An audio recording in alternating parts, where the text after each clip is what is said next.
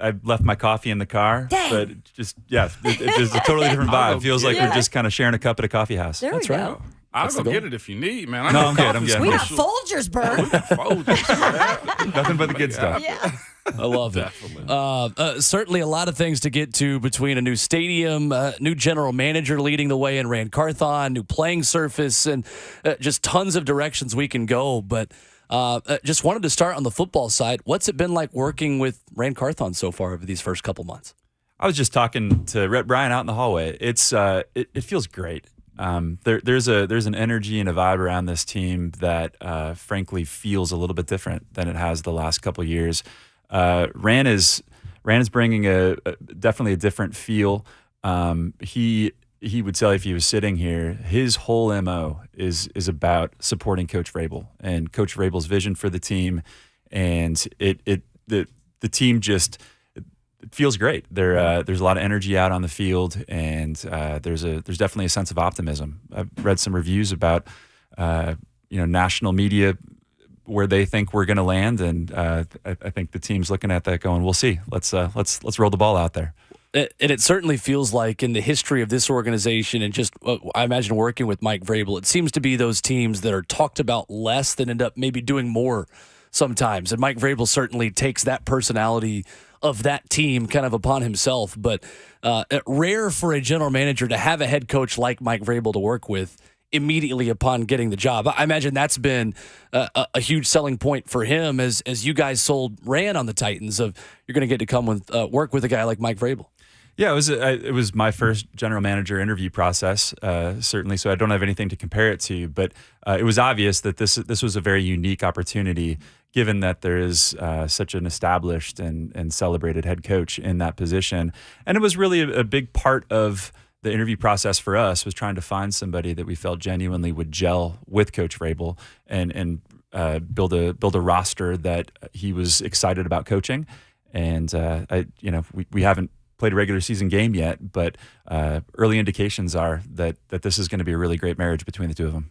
When you look at this situation too, you have to be encouraged that you guys can do your thing as far as the front office and just handling the business side of everything and allow Vrabel and Ran and their coaches make decisions like Coach Terrell Williams coaching this past weekend. How much confidence does that give you guys to know that they're doing stuff on the field the right way too? We've got a really great culture. I mean, it starts with Amy Adams-Strunk, and that is her leadership philosophy is to hire good people and to support them in doing their job. And that's certainly true of Ran. It's true of Mike. She supports the business side in the same way. And that's the business side really does take that attitude of getting together with Ran, getting together with Mike, and just asking them what they need to do their job and to try to give them those tools to try to clear hurdles. And we've got some really, really good people in place. Mm-hmm. I think there's a whole lot of NFL teams that would love to swap out their general manager or their head coach for ours. And the Terrell Williams head coaching opportunity. I mean that was Coach Vrabel feeling the freedom to develop his coaching staff in a unique way. I think, again, that starts with Amy establishing this culture of we don't have to do it the same way that everyone else has always done it. And so when Mike's looking at a really talented coach on his team like Terrell Williams and looking for interesting ways to develop him and give him exposure, he had the audacity really to bring that up to Amy and to me and to others and to go for it. And I think it's gonna be something that other teams mimic in the coming years. So it's a great culture. I think everybody who's there recognizes it's a really unique time to be at this organization, and it's a privilege to be a part of it. And that's what I kind of saw too, just being closer to it from this past weekend with Titans Radio. I know there's a lot of different things, a lot of different colors, genders, shapes, just people in different positions. I'm just like, we spoke about the Rooney Rule with the Terrell Williams situation and how, there's certain ways to tweak rules in this league. And for the Titans to be able to forefront of that and hiring not one, but like multiple female coaches and just people in leadership scouting roles, that's got to be something that you guys may have spoken about just a little bit because the league is ever changing, and you either get with it or get left behind. It seems like you guys have definitely taken the first step to say, get with what we're doing around this league. Look, I think it starts here. There is some intentionality behind just who do we want to be as an organization in terms of leaders in our community, in terms of leaders around the league. But I think what Coach Vrabel would tell you is the people to whom he's giving opportunities are people who have earned those opportunities. Yeah. And we met Haley, our strength and conditioning coach, who just came on as a full-time hire. Met her at a women in football summit. Coach Vrabel was a part of the leadership of that summit. Took his opportunity there very seriously to meet coaches and potential scouts. Offered Haley this opportunity to come work training camp, and she crushed it.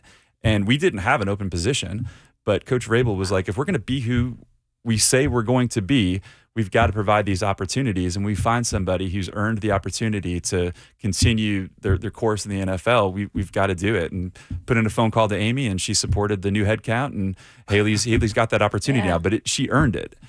She's really, really good at what she does. She brings a new perspective to the strength and conditioning room that wasn't there before. She's a little bit data and analytics oriented and coordinates well with the scouting staff in that way. So we're excited to have her, but it definitely does start with intentionality. And Coach Vrabel, I mean, he believes it and he lives it out. So you guys obviously joint practices this week in Minnesota, game there in Minnesota, but then finally going to have a game against, the New England Patriots here. And there's a new type of surface in Nissan Stadium, a turf. And I want you to kind of explain this, because I think the first thing that people think of when they think of turf is, oh my gosh, it's like the guards go up.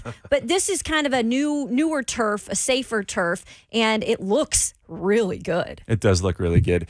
It has been a journey of, I don't know, probably 3 or 4 years, really just trying to get our surface right. Mm-hmm. And there really wasn't an outcome in mind.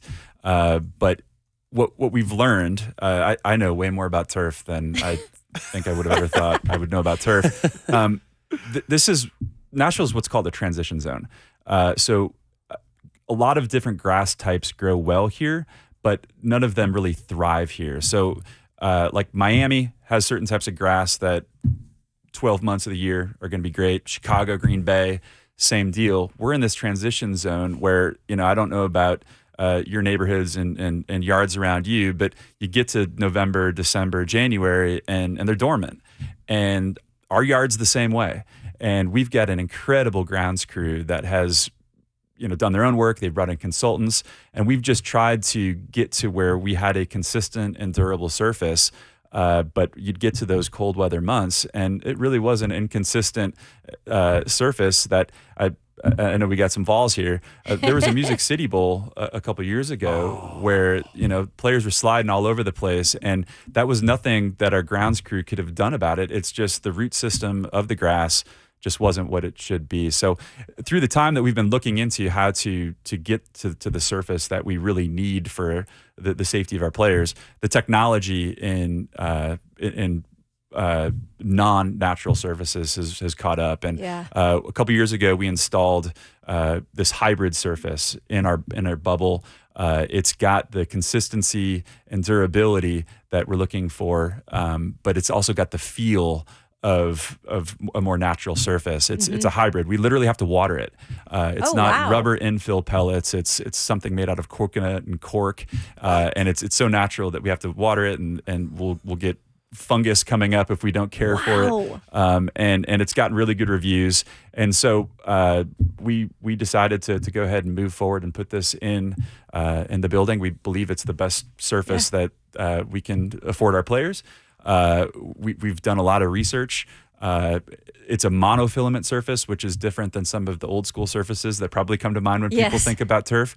The research shows that the Nissan Stadium surface over the last few years actually had more lower lower extremity injuries than all 6 monofilament surfaces in the NFL. So this wasn't something that we just, kind of made a flippant decision that this is going to look better or be easier to maintain. It's actually probably going to be harder to maintain in many ways, but it's the right surface. It's going to be consistent. It's going to be durable.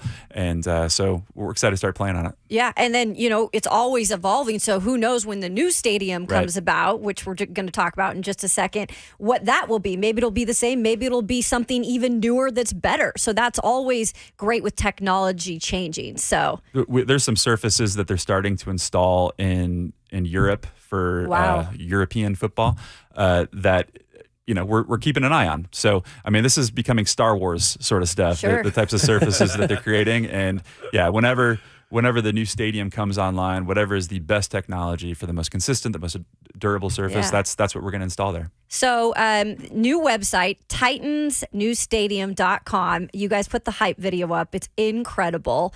And the wait list, talk to us about it because people are already excited.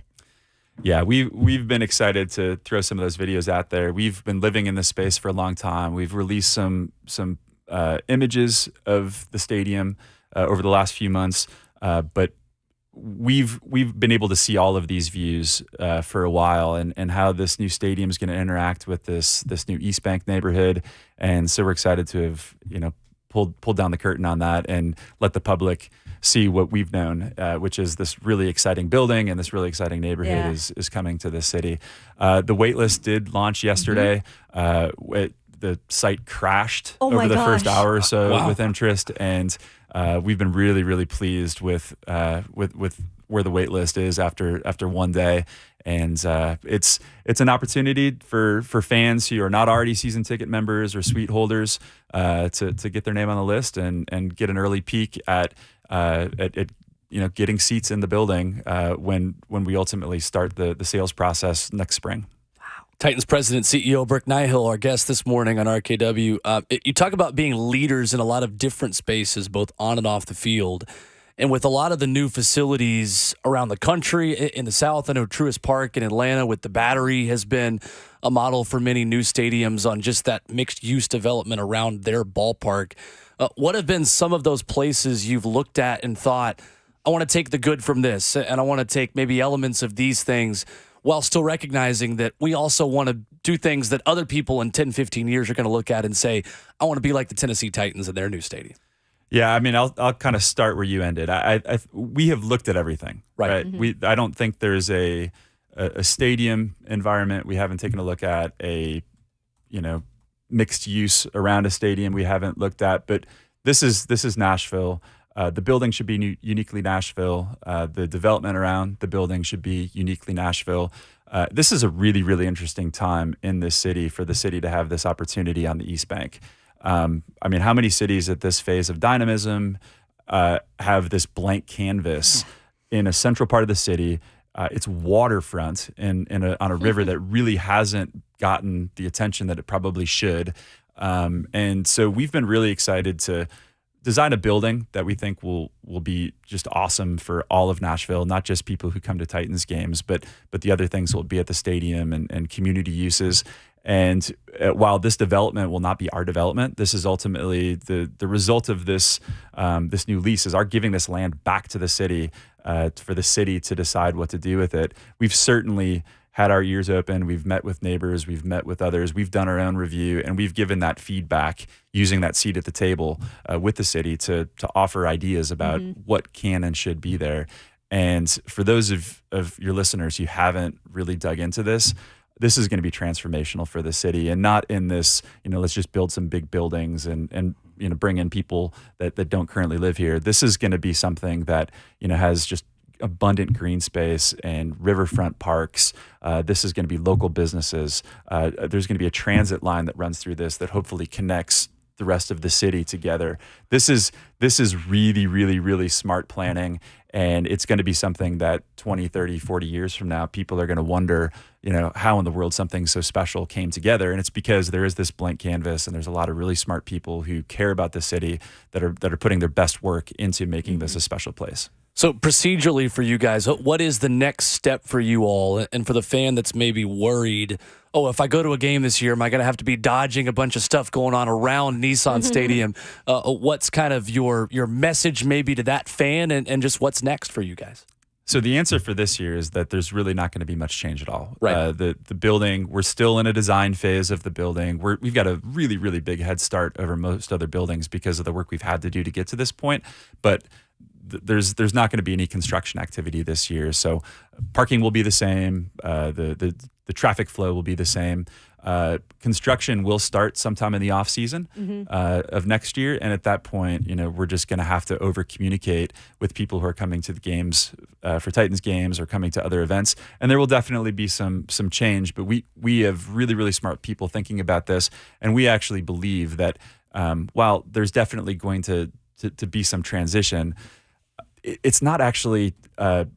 It's not impossible to think about this as being a better experience in the end, because today parking it's really, really hard to get that many cars in and out of the same location at the same time. There's impact to the highways around us, and there's 20,000 parking spaces within a mile of the stadium. And if we can spread out that blast radius, we believe that it's actually going to be easier to get to and from the game. And we've got really smart people thinking about how to make that efficient and effective and communicate it well. I've mentioned in the end, this certainly won't be ready next year, but there will be transit that's going to drop off at the corner right in front of the stadium. So rather than thinking about, where do I park in front of the stadium, we're asking people to think about it a little bit differently, and it's how do I get to the game? And we're going to help with that, and we actually believe that in the end, it's a bit of a paradigm shift, but we believe that it could be actually a better experience getting to and from the games. I just have one request, Burke, if I could. Man, No. This is just why I cut in and just say, hey, make this about me. Can't I please be the guy to push the button that implodes the old stadium? Like, is there like a lottery for this that's going to be given? It's got to be like, you can put me 2 miles away and say, Ramon, here's the red button. As long as it times up, can we sell that?